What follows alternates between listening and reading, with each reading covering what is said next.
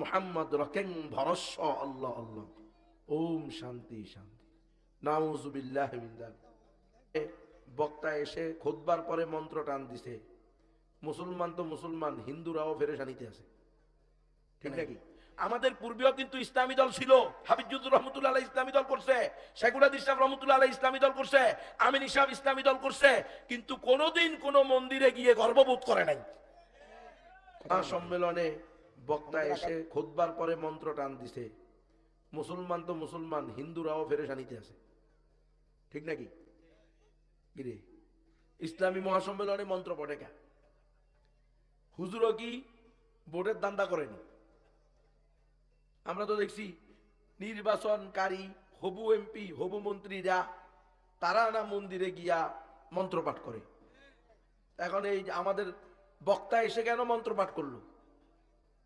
আপনাদের মনে প্রশ্ন জাগতেছে না জাগতেছে না? প্রশ্ন জাগা উচিত।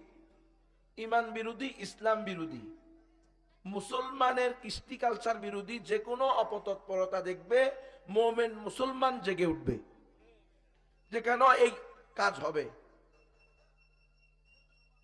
মুসলমান পরিচয় দিয়ে দাড়ি নিয়া, টুপি নিয়া, লম্বা জামা নিয়া, নবীর ওয়ারিসের দাবিদার হয়ে, নবীর উম্মতের দাবিদার হয়ে সে কিভাবে পূজাকে, শিরিককে শুভেচ্ছা জানাতে পারে? একজন মোমেন মুসলমানের তো এই প্রশ্ন থাকতেই পারে, ঠিক কিনা? কারণ এটা তো মুসলমানের কাজ না, এটা তো মোমেনের সিফত না। মোমেন তো হারদম 24 ঘন্টা প্রত্যেক মুহূর্তে পেরেশানি করবে কিভাবে কুফর শিরিককে দমিয়ে তাওহীদ প্রতিষ্ঠা করা যায়। সেখানে মোমেন গিয়ে বলতেছে, আলহামদুলিল্লাহ, দীর্ঘ 16 বছর পরে আপনাদের পূজায় আসতে পেরে আমি গর্ববোধ করতেছি। এটা কি মুসলমান? মুসলমান কি কোনোদিন শিরিক কুফুরের আস্তানায় গিয়ে গর্ববোধ করতে পারে? কখনো না। বলে হুজুর তো আপনি কি জন্য মন্ত্র পড়ছেন? আমি প্রকৃত পক্ষে আজকে মন্ত্র পড়ছি, আমার মাইকের আওয়াজ যদি অমুসলিমরাও শুনে থাকেন, আসেনি আপনাদের এলাকায় অমুসলিম দাদা দিদিরা আছে? যদি আমার মাইকের আওয়াজ অমুসলিম দাদা দিদিরাও শোনেন, একটু মনোযোগ দিয়ে শোনেন, আমি হইলাম প্রকৃত মানবতাবাদী।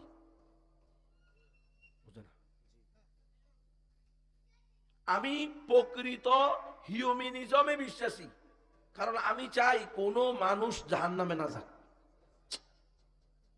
আরে হিন্দু হোক, বৌদ্ধ হোক, খ্রিস্টান হোক, চাকমা, ত্রিপুরা, বং, খাসিয়া, চাক, লুসেই, খোই, ব্রু, মুরুং, মারমা, তংসিঙ্গা, মণিপুরা, সাঁওতাল, গারো, ইহুদি, যত জাতি উপজাতি আছে, আমরা বিশ্বাস করি সকল মানুষের আদি পিতা, আদি মাতা আদম আর হাওয়া। আপনারা কি এর বাহিরে কোনো বিশ্বাস করেন নাকি? অমুসলিমদেরও আদি পিতা, আদি মাতা কে? আদম আর হাওয়া। কে বলছে? আল্লাহ নিজে বলছে, ইয়া আইয়ুহান নাসু তাকু রাব্বাকুমুল্লাযী খালাকাকুম মিন নাফসিন ওয়াহিদা ওয়া খালাকা মিনহা যাওজাহা ওয়া বাসসা মিনহুমা রিজালান কাসীরান ওয়া নিসা। এই সারা দুনিয়ার সকল মানুষেরা, ইয়া আইয়ুহান নাস, হে দুনিয়ার সকল মানুষেরা, হে মানব জাতি, তোমরা ভয় করো তোমাদের ওই প্রতিপালককে যিনি তোমাদেরকে সৃষ্টি করেছেন এক ব্যক্তি থেকে।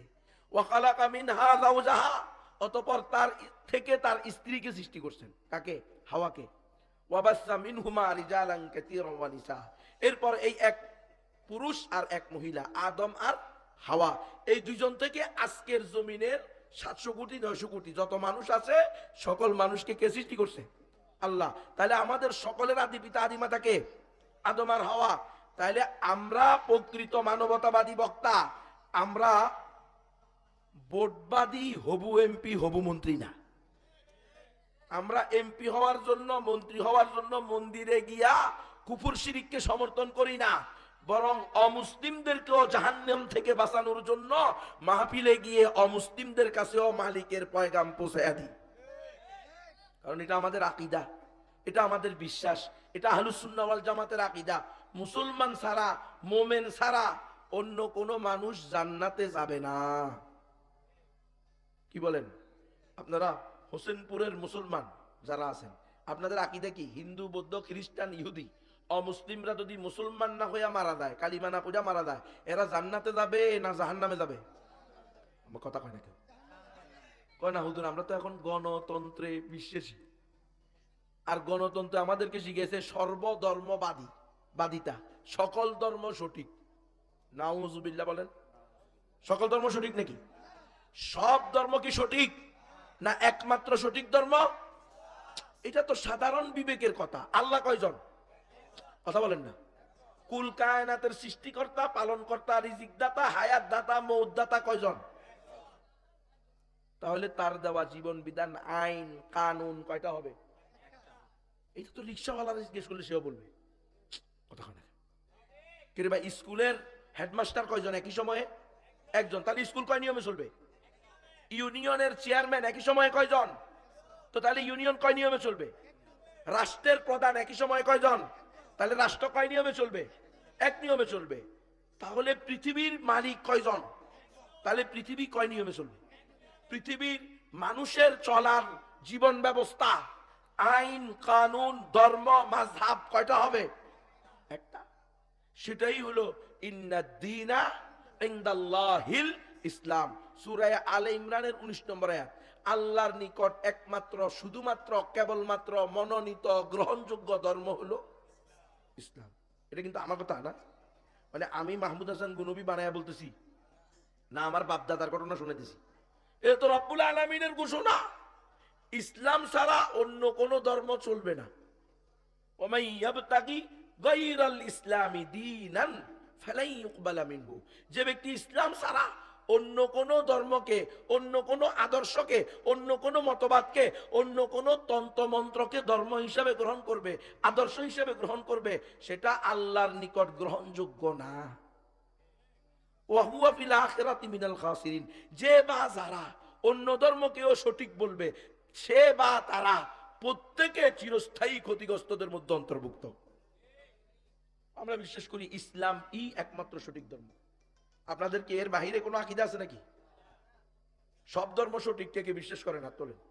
যারা বিশ্বাস করেন সব ধর্ম সঠিক, তারা নিশ্চিত নাস্তিক, কাফের, বেঈমান, মুরতাদ। আওয়ামী লীগ হইলেও বেঈমান, বিএনপি হইলেও বেঈমান, জামাত ইসলাম হইলেও বেঈমান, সরমনাই হইলেও বেঈমান, হেফাজত হইলেও বেঈমান।